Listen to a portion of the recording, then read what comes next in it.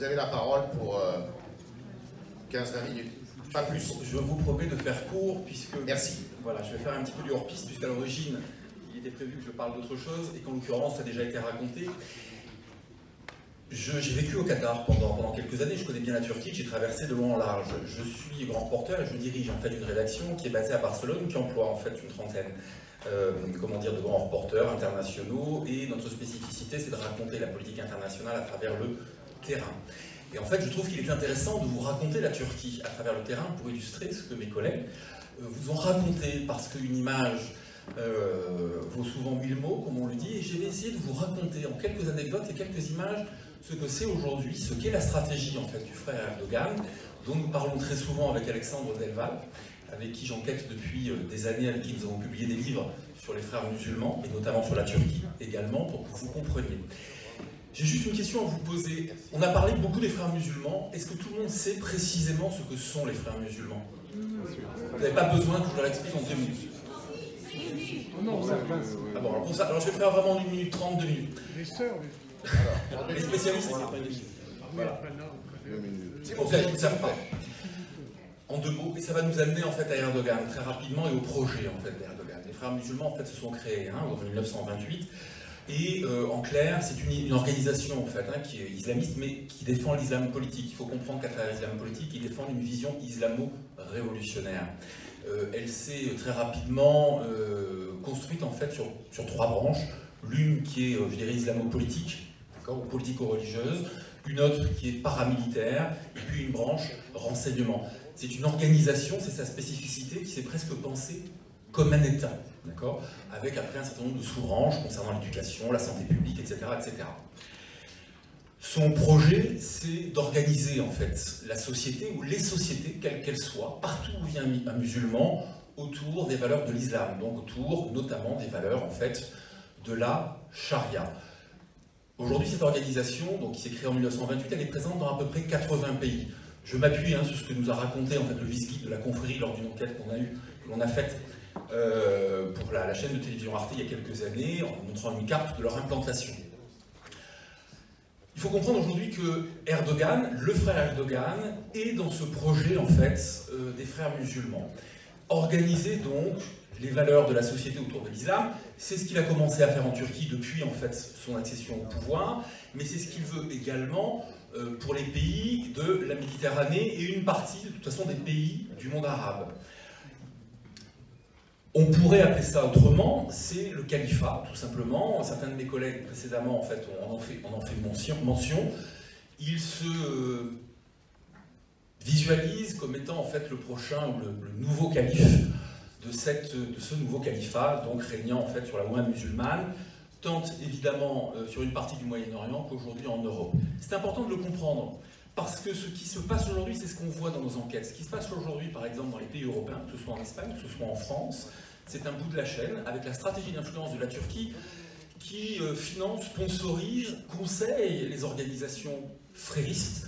Donc en France, un certain nombre d'associations loi 1901, pas le sujet, je ne vais pas y revenir, mais qui sont des associations culturelles, en réalité cultuelles, mais qui vendent en fait la stratégie d'influence du président Erdogan, stratégie califale, et au Moyen-Orient, évidemment, via d'autres biais qui sont parfois en fait des biais militaires ou paramilitaires. Ce qu'il faut comprendre, c'est que ces frères musulmans, et Erdogan joue là-dessus aujourd'hui, et vous allez comprendre ce que je vais vous l'expliquer par le terrain tout à l'heure, c'est que Erdogan a instrumentalisé, a utilisé comme supplétif en fait des combattants, qui étaient des combattants soit de Daesh, soit en fait de milices, de groupes islamistes armés comme Al-Nosra, donc filiale d'Al-Qaïda, tout simplement parce que ces 2 organisations terroristes, pour appeler un chat, se sont créées sous inspiration des théoriciens de l'organisation des frères musulmans. S'agissant d'Al-Qaïda, les 3 fondateurs principaux d'Al-Qaïda, Abdallah Azzam, Zawahiri, Ben Laden, et je vais vite là-dessus, ont transité à un moment ou à un autre de leur existence par la confrérie. Je dirais l'idéologue spirituel en fait d'Al-Qaïda, Abdallah Azzam, était lui l'une des éminences grises de l'organisation des frères musulmans. Chez Daesh, on retrouve le même système, on retrouve les mêmes théoriciens qui ont inspiré l'organisation, avec un point commun à tous, que ce soit Erdogan, que ce soit les frères musulmans originels, que ce soit Daesh ou Al-Qaïda, c'est la restauration d'un califat, pas selon le même timing. Pour Al-Qaïda, c'est un aboutissement. Pour Daesh, ils ont considéré lorsqu'ils se sont créés qu'ils créaient déjà d'office en fait le califat. J'ai terminé pour la partie en fait frériste. La Turquie aujourd'hui, c'est assez intéressant pour des journalistes qui la parcourent en fait sur le terrain. Et évidemment, quand on va là-bas, quand on envoie nos journalistes là-bas, on s'intéresse beaucoup à ce que font les frères musulmans. Quelqu'un a dit tout à l'heure que Istanbul était devenu, ou la Turquie, le siège de la nouvelle organisation des frères musulmans. Et en effet, au Qatar, l'organisation a été officiellement, je dirais, dissoute, même si les principaux penseurs, leaders de l'organisation, y demeurent toujours et sont financés par l'Émirat. En revanche, Erdogan, les services secrets turcs ont mis en place un certain nombre de structures qui permettent aux frères musulmans de se réunir un peu comme nous aujourd'hui, de façon très publique, à travers des think tanks, à travers des forums, dans lesquels il y a des chercheurs, des intellectuels. On va voir les frères musulmans comme des barbus avec une mitraillette, c'est le volet. Là-bas, c'est vraiment le volet, je dirais, intellectuel de l'organisation en fait, qui se réunit et qui pense la nouvelle stratégie. J'ai entendu tout à l'heure mon camarade Frédéric Ancel se montrer plutôt finalement quelque part optimiste sur le fait que Erdogan n'aboutirait sans doute pas en fait à son projet. Moi, je suis beaucoup moins optimiste que Frédéric, que d'autres, parce que je pense qu'aujourd'hui, il est sur une autre stratégie qui n'est pas que militaire. Ce n'est pas que la guerre en Syrie, la guerre en Libye.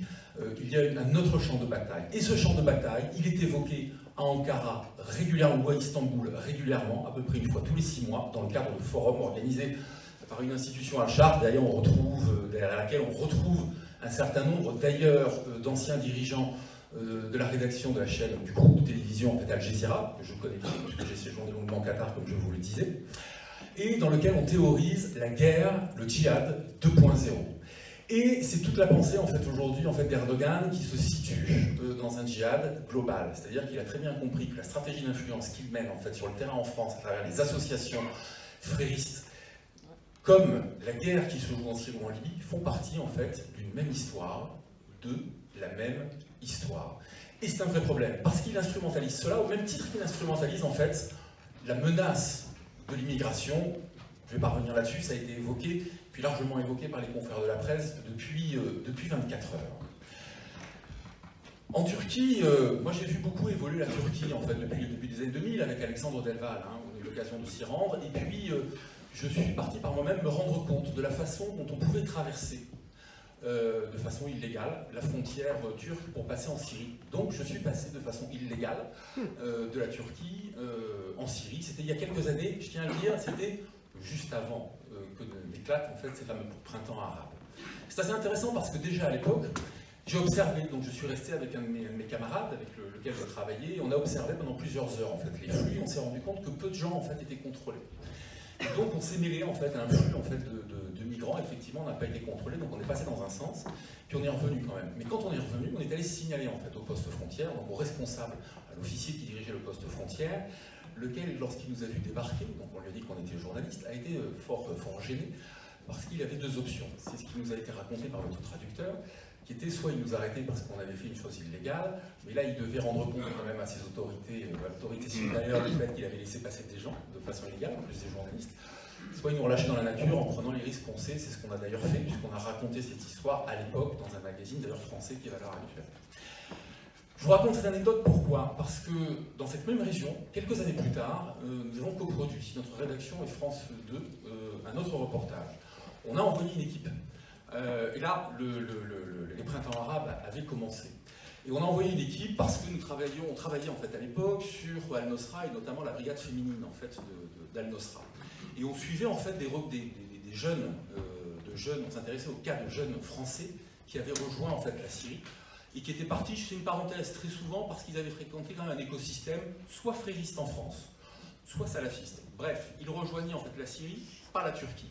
Mais ce qui a été assez intéressant, c'est que dans cette même région, quelques années plus tard, que constate notre équipe de journalistes? Dans un hôtel, dans lequel ils doivent rencontrer l'un de leurs contacts, tout à fait par hasard, ils se rendent compte qu'il y a des Français, un certain nombre de Français qui côtoient cet hôtel, et que ces Français rencontrent des recruteurs et des passeurs qui sont liés soit à Daesh, soit à Al-Nosra. Ils sont évidemment surpris, et l'un des journalistes arrive à récupérer un certain nombre de papiers, de documents qui sont dans le classeur, en fait, dans le classeur de répertoire, en fait, le registre, pardon, de l'hôtelier. Et évidemment, donc on se rend compte que ce sont bien des passeports français, etc. Ce qui est assez intéressant, c'est que cette région-là, à l'époque, elle est supposée, comme à l'époque où je suis passé, être hyper contrôlée par les services secrets en fait turcs, hyper contrôlée évidemment par les services secrets de l'armée turque et la police turque, qui sont quand même présents de façon très importante dans cette région. Et pourtant, on laisse des gens de Daesh et des gens d'Al-Nosra faire leur casting, et puis ces gamins, parce qu'ils ont une vingtaine d'années, qui arrivent de France, je parle des Français parce qu'on ne s'est pas intéressé aux autres, hein, mais en l'occurrence, être recrutés soit par les uns, soit par les autres. C'est vous dire quand même le problème qu'on peut avoir avec cet allié turc, qui, d'une part, évidemment, entretient volontairement quand même des frontières plus ou moins poreuses, et puis entretient un jeu extrêmement ambigu, parce qu'on l'a rappelé, il est quand même notre allié au sein de l'OTAN, il est supposé entretenir quand même des rapports, je dirais, assez bons avec l'Europe, hein, qui, je le rappelle, en plus a payé quand même plusieurs milliards pour qu'il veille à gérer comme il le fallait en fait le flux migratoire, ce qu'il ne fait pas. Je vous raconte ça parce que c'est pas de la littérature, c'est des choses que l'on voit, c'est des choses que l'on vit en fait au quotidien, et ça montre aujourd'hui ce qu'est réellement en fait la Turquie d'Erdogan. Il ne le fait pas par hasard, il entretient ça parce qu'encore une fois, comme je vous l'ai dit, il y a des liens historiques aujourd'hui entre les frères musulmans. Je rappelle encore une fois que c'est un frère musulman, d'accord, et ces organisations terroristes. Il faut bien l'avoir à l'esprit. Aujourd'hui, au même titre que le Qatar, la Turquie, enfin moi je considère en tout cas en tant que reporter, alors je sais que c'est pas politiquement correct toujours en France de le dire, mais c'est un État en fait qui est pourvoyeur en fait de terrorisme de façon extrêmement claire. Je reviens à plus récemment. Nous avons travaillé, notamment avec Alexandre Delval aussi, sur les nouveaux concepts en fait du djihad menés par les frères musulmans. Et donc ce qui discute à Ankara. Tout ça porté encore une fois par les services secrets turcs. Aujourd'hui, les principales têtes, les chefs en fait, de l'organisation des frères musulmans, on ne peut pas les nommer, les Jassem Soltan, on a Azam Tamimi qui vit à Londres mais qui se rend très souvent là-bas, et feu Jamal Khashoggi qui participait en fait au forum des frères musulmans, je le rappelle quand même, c'est important, parle du djihad 2.0, ou comment faire la guerre en fait aux États impérialistes occidentaux via Internet. Et c'est leur prochain projet. Et bien sûr, Erdogan a des difficultés, on l'a dit tout à l'heure, il a des difficultés économiques, militairement, ça ne se passe pas forcément en fait, comme il le souhaite, mais avec l'organisation des frères musulmans, il instrumentalise en fait un nouveau champ de bataille. Et il faut avoir conscience d'une chose, c'est que la géopolitique, évidemment, des conflits, elle se traduit par des conflits de terrain, mais aujourd'hui, et c'est d'ailleurs Jassem Soltan, l'égérie des frères musulmans qui le dit, le nouveau champ de bataille étant les réseaux sociaux, ils considèrent qu'ils vont arriver à créer une nouvelle dynamique en fait, des printemps arabes, d'accord, qu'ils auront moins de pertes que par le passé, c'est ce qu'ils nous disent lorsqu'on a interviewé Azam Tamimi, parce qu'encore une fois, vous l'avez compris, on va les rencontrer, hein, ces frères musulmans, ces dirigeants, ils nous disent qu'ils feront encore plus de dégâts en fait en Occident qu'ils n'en ont jamais fait, mais en limitant leurs propres pertes. Je ne sais pas combien de temps j'ai parlé. Encore 2 minutes. Encore 2 minutes. Pour conclure. Je vais conclure. Donc, je voulais moi vous raconter cela parce que, évidemment, je suis globalement d'accord avec tout ce que j'ai entendu, parce que tout a été raconté extrêmement brillamment, mais il faut craindre aujourd'hui, je pense, quand même, la Turquie. L'Europe doit la craindre, parce que, pour paraphraser, on a parlé, tout à l'heure, il y avait le fils du maréchal Haftar. Moi, j'ai interviewé le maréchal Haftar il y a quelques mois pour le magazine Politique Internationale et pour notre site Global GeoNews, qui me disait très bien, on est aujourd'hui, en fait, dans une histoire globale, face à des djihadistes qui pensent de façon globale. Des djihadistes qui sont aujourd'hui supportés par le régime d'Ankara, c'est-à-dire par le frère Erdogan, d'accord, qui utilisent tous ces réseaux, je vous rappelle, je vous l'ai dit tout à l'heure, 80 pays, les frères musulmans, c'est eux-mêmes qui le disent, d'accord, et qui utilisent aujourd'hui tous ces réseaux-là, y compris en fait sur le web, pour préparer en fait leur prochain conflit. Voilà. Merci beaucoup.